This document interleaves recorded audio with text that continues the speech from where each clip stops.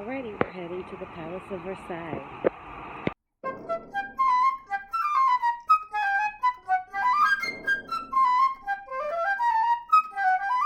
Hello, welcome to the next chapter.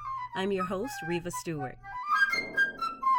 Today we will be traveling from Paris to the Palace of Versailles.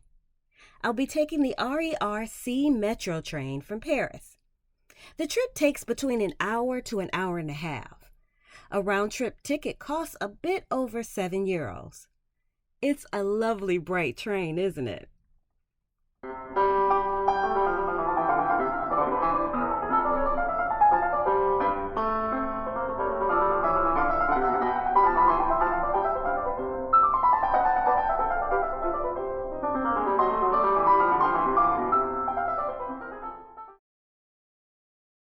Now that we've arrived in Versailles, it'll be about a 10-minute walk to the palace. There are different prices for admission depending on what you'd like to see. I chose the least expensive, €12, which includes visiting the estate, any temporary exhibits, and the gardens. However, it does not include the musical garden days. Children under 18 are free. I recommend purchasing your tickets in advance and arriving well before 9 a.m. I should have taken a picture of the line waiting to get in. Oh well, here we go. I grabbed one from the internet.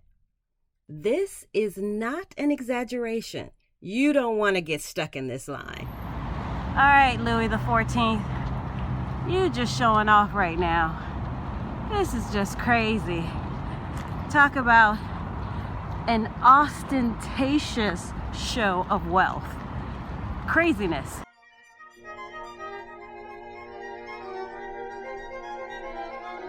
The Palace of Versailles was constructed and expanded upon by a string of King Louis. In the 17th century, King Louis XIII built the first structure as a small country retreat. However, it looked nothing like what we see today. It had a rather humble, ordinary structure of brick and stone. So every room is a different color, and these are not painted. This is actual fabric on every wall, in every room, in each color. Louis' son, Louis XIV, would be the sovereign to expand it to what we see today, starting in 1661 until his death in 1715. When the next king, King Louis XV, ruled, he continued the expansion. He spent most of his time in the city of Versailles and rarely stayed in Versailles, unlike his son, Louis XVI, and his wife, Marie Antoinette. In 1837, Versailles was opened as a museum.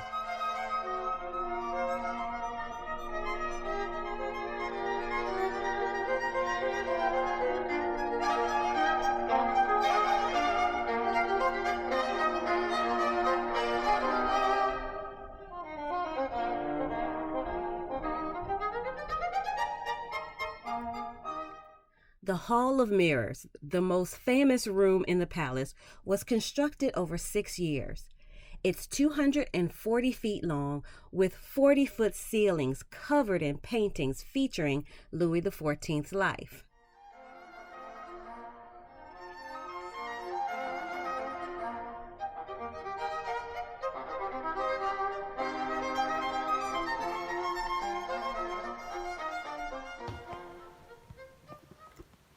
So this is where it just came from, with the coordinated curtain colors and just massive windows out into the garden.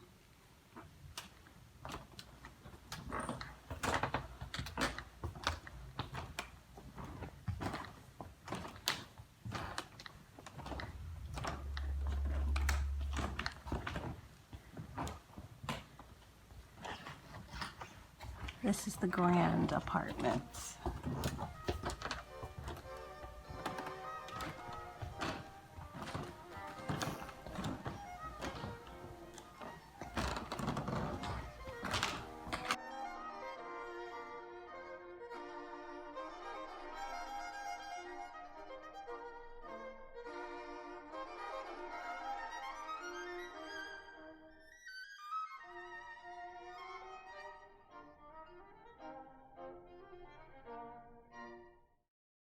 Okay, let's venture outside to the gardens. I should have taken the hint when I saw that you could rent golf carts. That should have warned me that this would not be a typical stroll. The Versailles Gardens is one of the largest gardens in the world, clocking in at 1,976 acres.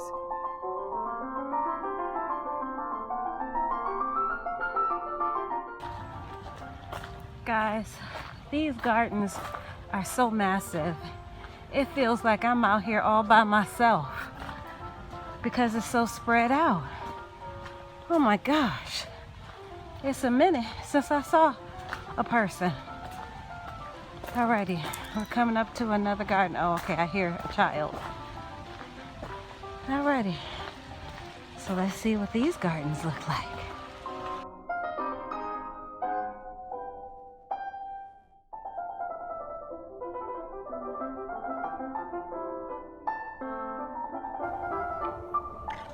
Y'all, your girl ain't no punk. But these gardens are kicking my butt. Lord have mercy, there's more and more and more. All right, which way do we, let's try going this way.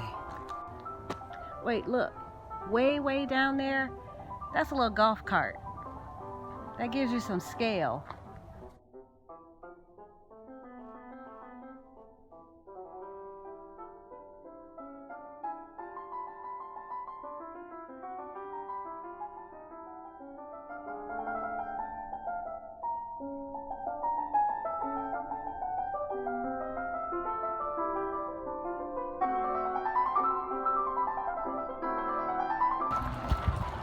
I'm thinking I need to go back and rent one of these golf carts, y'all. This is ridiculous. I've been out here walking and walking. Whew. Creating the gardens was a monumental feat. The ground had to be leveled, marshes and meadows cleared, 55 fountains had to be dug out, and trees brought in from all over France.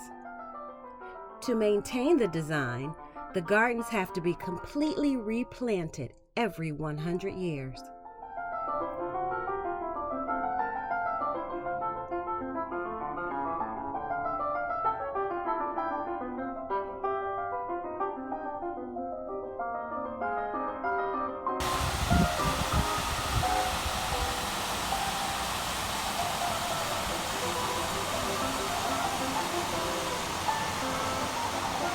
Okay, I get it. I see why they would cut off Marie Antoinette's head. She don't care if the people are starving. They're living in these little hovels, and she living in the midst of this. Oh yeah, I'd be pissed off too. I was fortunate enough to travel during the days the outdoor market is open. The outside stalls are open Tuesday, Friday, and Sunday from 7 a.m. to 2 p.m. The indoor market is open every day.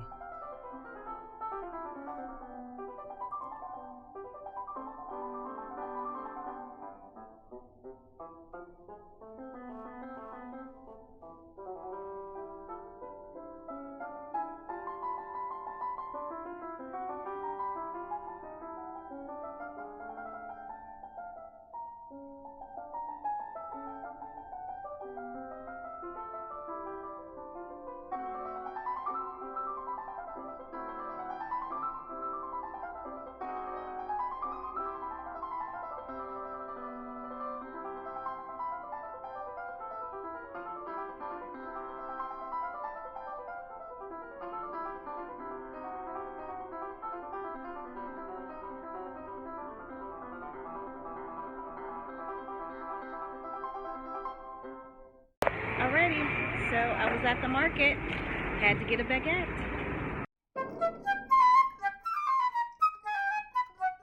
That's it for this chapter. Thanks for joining me. Remember, life's too short to be anything but happy.